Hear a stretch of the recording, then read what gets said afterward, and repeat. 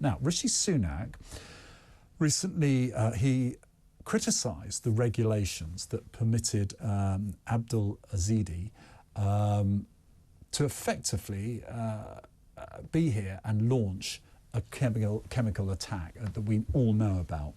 And those regulations Rishi Sunak was criticising allowed him to stay in the country after being granted asylum, despite having a conviction for sexual assault. Really, it should just stop there, shouldn't it? That just should not ever be allowed to happen.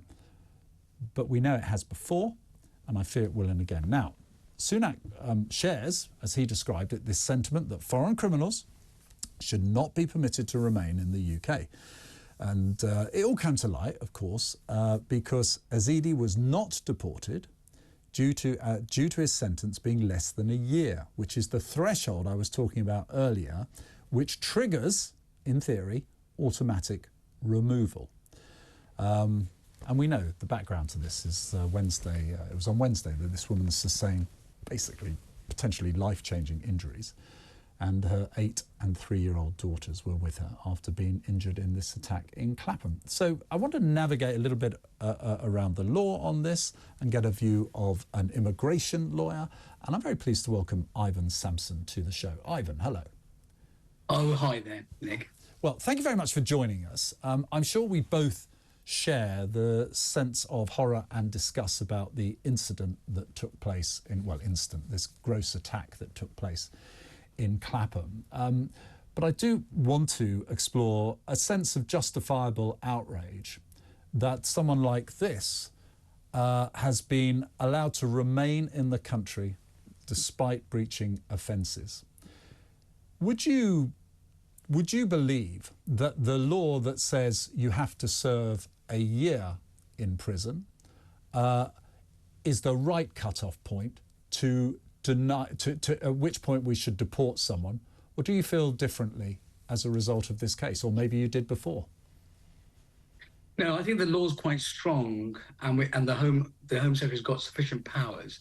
The 12-month sentence that triggers automatic deportation, it reflects the seriousness of the offence. The more serious the offence, it's harder to resist deportation, even on Article 8 grounds. Because even automatic deportation, an individual has a right to challenge that on the grounds that his deportation would breach his right to family and private life, for example. But the greater the sentence, it's harder, that the balance shifts in favour of the state. But in actual fact, the rules make it easier to deport a British national on grounds of not being conducive to public good, so long as they have another place to go to, they're not going to be made stateless, than it is to deport a refugee. So, funnily enough, what the Home Secretary could do is to grant Ezedi British nationality.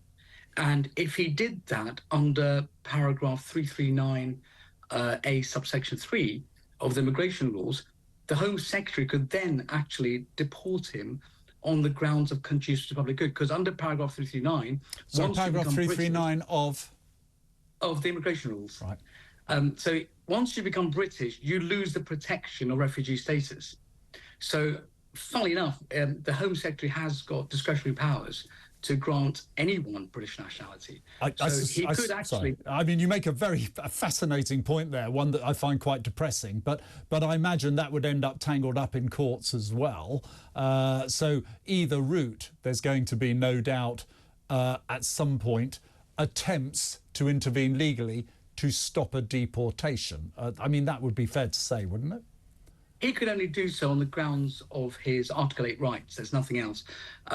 If he was granted British nationality, he would lose the protection of the Refugee Convention, which prevents refoulement, which is sending someone to a country where they may face persecution. So that protection would be lost if he was, funnily enough, he was British.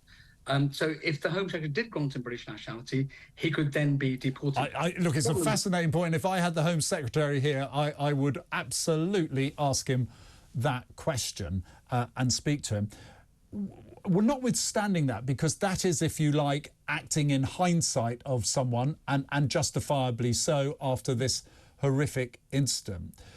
What we have here is a tension where you've said that the law as it stands it would be easier to deport a foreign criminal the more serious the offence.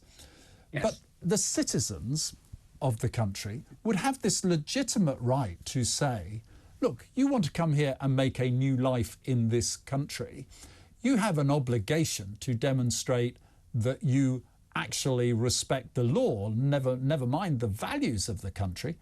Why should there be a threshold at all? Is it legal convenience?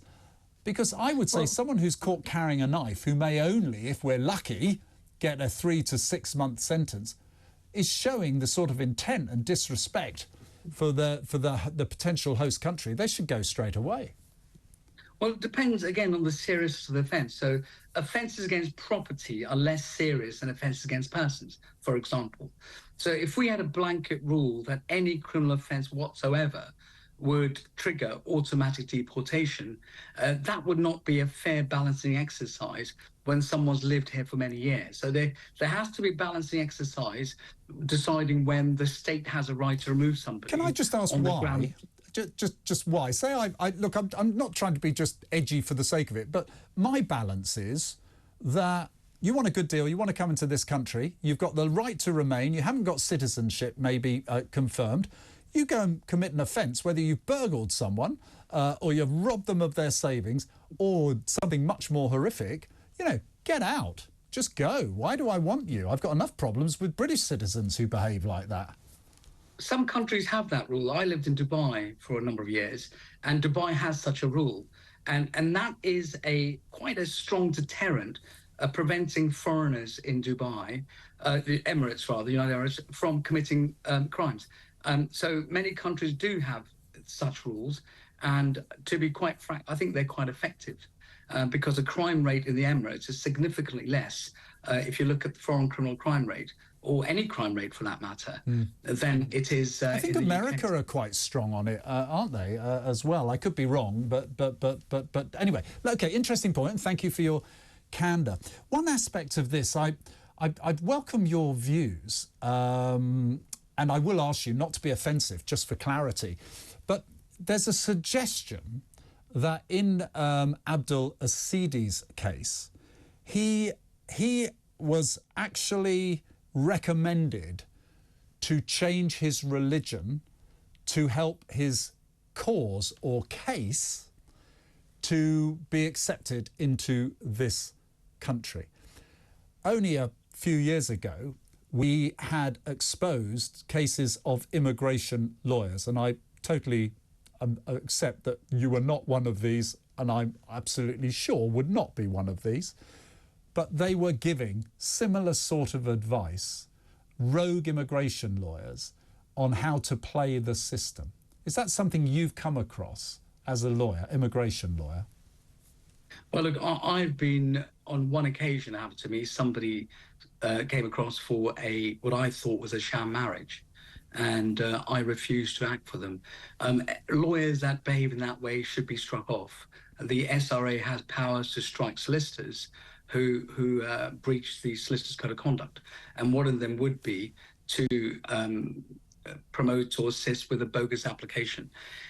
Look, in terms of his refugee status, it's not set in stone. So there are occasions where we can revoke it.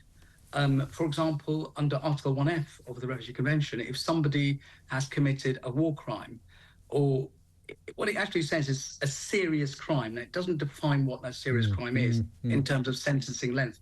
But the Refugee Convention does allow a state to revoke somebody's refugee status. Problem is, what do we do with Ezedi? Where do we send him? Because we don't have links to his country. Which I think is, am I wrong, it's Afghanistan, is it? It is Afghanistan. Yeah. So we've got no relationship with Afghanistan or a treaty with them to send him back there. But even if we wanted to do that, we couldn't. We had that problem with Zimbabwe when, if you remember, Mugabe was in power. We couldn't send anyone to Zimbabwe, any criminal, because Mugabe refused to have them. So you can't sort of force. I mean, you could put him on the border and walk away. I mean, if that government wanted to do that, that would be quite a... It would be quite dramatic, but I think this is where, in the way, the danger is, and look, I voted and made laws, so I have respect for the law. I believe we should all follow the law. But But what drives me, and I think an awful lot of people crazy here, is that we've got a so-called unsafe country like Afghanistan, and I use the word so-called in this context, talking about our attempts to get rid of this, frankly, grotesque individual who carried out this and is already convicted of events, is that the law is protecting him by leaving him in this country, which puts others at risk and put this poor woman and her family at risk. So again, I would say, what would be the barriers to us literally putting him on a flight to Afghanistan and refusing to have him back on a flight from Afghanistan? It's a practical difficulty you're going to have, because Afghanistan may not accept him. And then what do we do? Leave him on the plane? I mean, you have to have an agreement with Afghanistan to return him to his country. And look, you can't have one isolated case affecting asylum seekers right across the board. But criminals. I'm talking about criminal asylum seekers. I think you can talk about this case when you're talking about criminal convicted asylum seekers.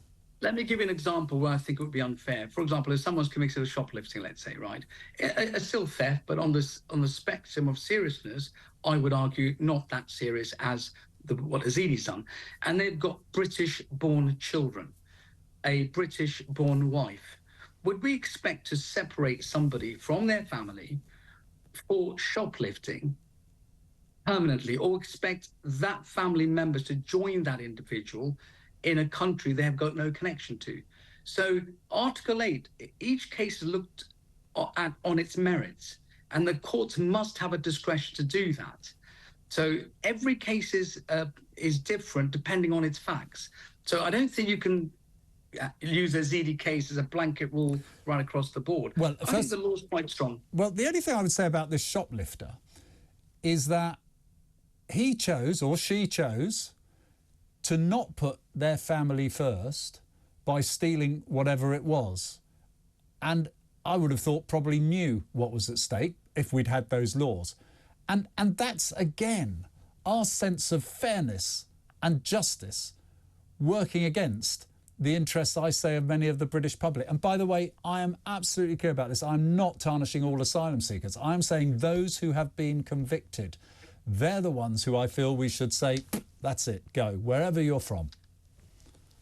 No, it is a balancing exercise, and I hear you. And the government, if Parliament so wants to, it can amend the rules so that any migrant who commits a criminal offence would be deported.